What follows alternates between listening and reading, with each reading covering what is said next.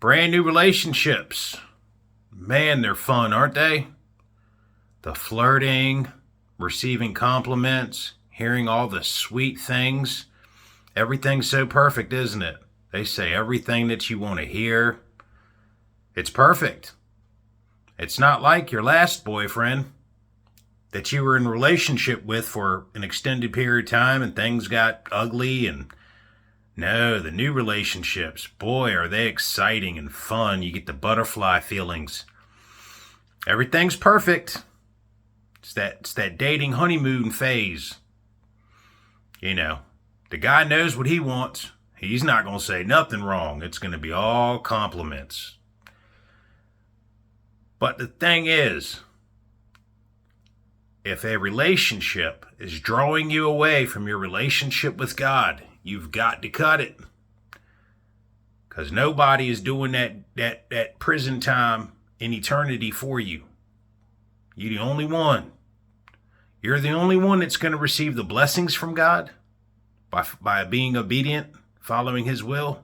And you're the only one that's going to be missing opportunities year after year, decade after decade, because you're still stumbling over the same trap of the enemy. A good-looking person who's really into you and makes you feel wonderful, tells you everything you want to hear, and you end up in bed. Now you're in a sexual relationship. A lot of people may not know this, but sexual immorality is one thing that opens the door to the demonic, and it's one thing that causes God to turn His back on you. I mean, I don't mean abandon you and hate you. I just mean it cancels you out from receiving His blessings.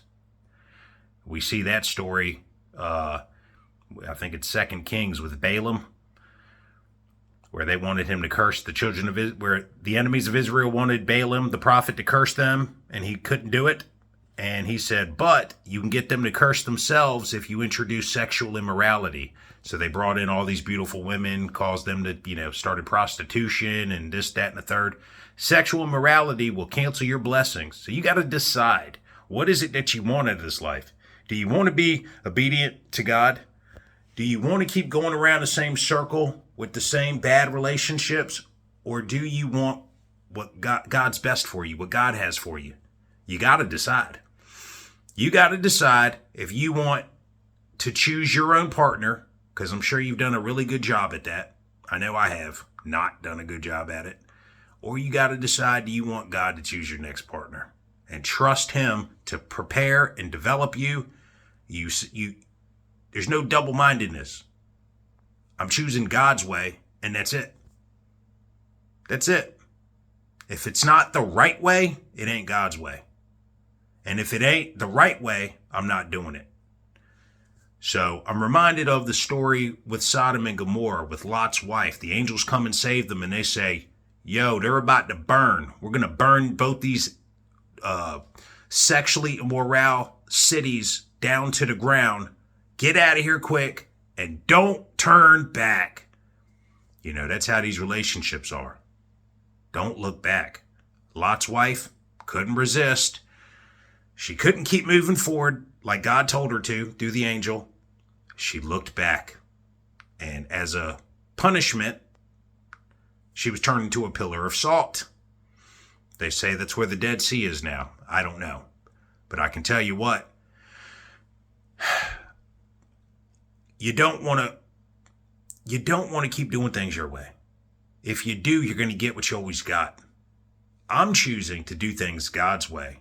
I'm choosing my relationship where my girlfriend was carrying on a relationship with another man for months. Every Friday she got off around 12 o'clock and I didn't see her at all on Friday. It was always an excuse, one excuse after the other. He was a family friend. She knew him for a long time and she kept the door open and the guy just kept telling her what she wanted to hear, broke her walls down. And next thing you know, she was meeting him on Fridays and telling me she loved me, wanted to marry me while carrying on an entire relationship with another guy. That is beyond hurtful. I've never experienced anything like that, but that was toxic. That was backstabbing. That was betrayal. And I'm not looking back. This is the best thing that ever happened to me. It still hurts. It hurts a lot. But I'm letting it go. I'm moving forward. God has something so much better for me. Why on earth would I want to be with someone who is so easy to cheat, to lie, to carry on another relationship? Why would I want somebody like that? God knew. And so we ripped the Band-Aid off. And, it's been painful for the past, it's been 8 days, 9 days. It's been painful. I'm moving forward. I'm playing pickleball. I'm reading. I'm doing a lot of productive stuff. Haven't cut the TV on. Just trying to be productive. I'm moving forward. I'm developing me. I'm falling in love with God, falling in love with me, showing God that I want his best for me, not the fake people that Satan sends in my path that look good and it feels good. They tell me what I want to hear. No, I don't want that. Everything I do is God's way from here on out. Obedience unto him. The fear of the Lord is the beginning of wisdom. Are we going to keep being foolish and stupid? Or are we going to start fearing God in a holy, reverent way and say, if this is not pleasing to God, I don't want it. I'm cutting it off. So, this is just an encouraging word, hopefully. I was just getting to thinking about it, and you know what? I just want what God has for me. I'm not falling for the temptation. I'm not falling for the gimmick, the deceit anymore. Satan will always dangle something in front of you like he did with Jesus. Hey, if you bow down and worship me, I'll give you all the kingdoms of the earth. If Jesus would have fallen for that, Jesus is already ruler of everything. Why would he fall for that imitation? Do not fall for the imitation. Cut that relationship off. Keep moving forward. Do it God's way. And let him bring the right person to you. Everything you do should be pleasing unto him. And he will direct your paths. He'll bring the right person to you. He knows the right person for you. Show him that you deserve the man he has for you. You do that through obedience. Cut off the fake relationships. Don't fall for those fake relationships. Those are the enemy trying to steal your future, trying to steal another 3, 4, 5 years from you. Cut it off. Do not look back. Pursue God with everything you have. It may not be easy, but it will be worth it. I promise you. And you'll see my story.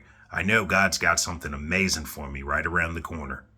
And I'm going to document it every step of the way, from this heartbreak and betrayal to the amazing things that God has for me. God bless you. Keep moving forward. Don't look back. Cut it off. God bless you. Hope you like and subscribe. Stay tuned.